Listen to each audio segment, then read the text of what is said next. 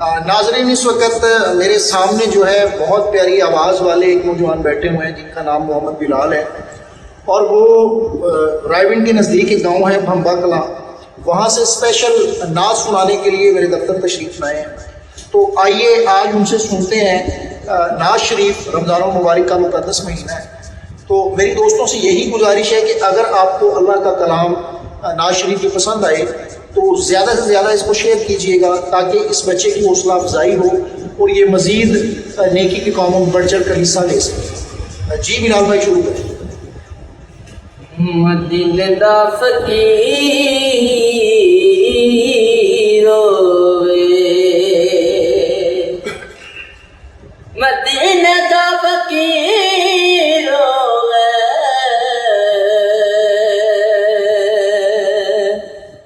ते अगे अगे कमली वाला,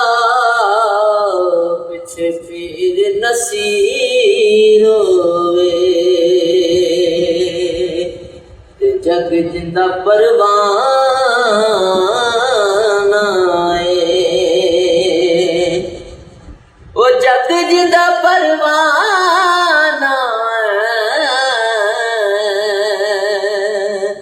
ते ओ बाबा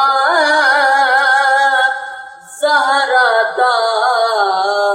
हसनैन दा नाना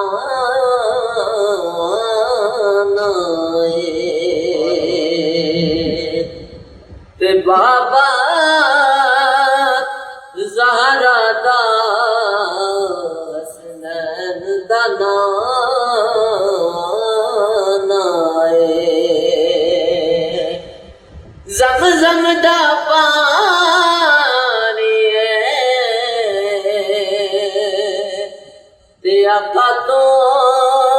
वार देवो जंदे उज भी ते जाने,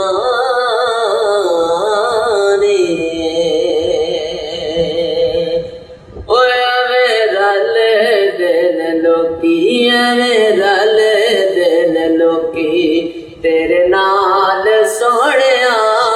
मेरा ले देन लोकी, मेरा ले देन लोकी तेरे नाल सोहणिया, तेनू रब ने बनाया बे मिसाल सोहणिया, मेरा ले देन लोकी तेरे नाल सोहणिया, मेरा ले देन लोकी। तुसी जे पुलोका ते रुख डुर पैंदे ने,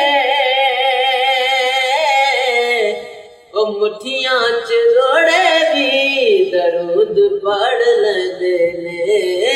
मुठियां च रोड़े भी दरूद पढ़ लेंदे ने, ओ जिवें रखे तू गरीबां दा ख्याल सोहणिया, ओ जिवें रखे तू गरीबां दा ख्याल सोहणिया, तेनू रब ने बनाया वे मिसाल सोहणिया, मेरा ले देन लोकी तेरे नाल सोहणिया, मेरा ले देन लोकी। ओए आका तुसी साडे नाल होते ये साडी कायनात, झोली विच आका तेरे दर दी खैरात, झोली विच आका तेरे दर दी खैरात, ओ तेरी जुग जुग जीवे सोनी आल सोहणिया, ओ तेरी जुग जुग जीवे सोनी आल सोहणिया, तेनू रब ने बनाया बे मिसाल सोहणिया, रल दिन लोकी तेरे नाल सोहणिया, रल दिन लोकी, ओ तेरे नाल चले जाए आका साडा सावां दा जाने, तुडे मेरे उत्ते रब मेहरबान गोडे मेरे उत्ते होन रब मेहरबान ओ तेरा शालायो वसे ओ तेरा शालायो वसे दरबार सोहणिया तेरा शालायो वसे दरबार सोहणिया तेनू रब ने बनाया वे मिसाल सोहणिया एवें रल दिन लोके तेरे नाल सोहणिया एवें रल दिन लोके तेरे नाल सोहणिया तेनू रब ने बनाया वे मिसाल सोहणिया।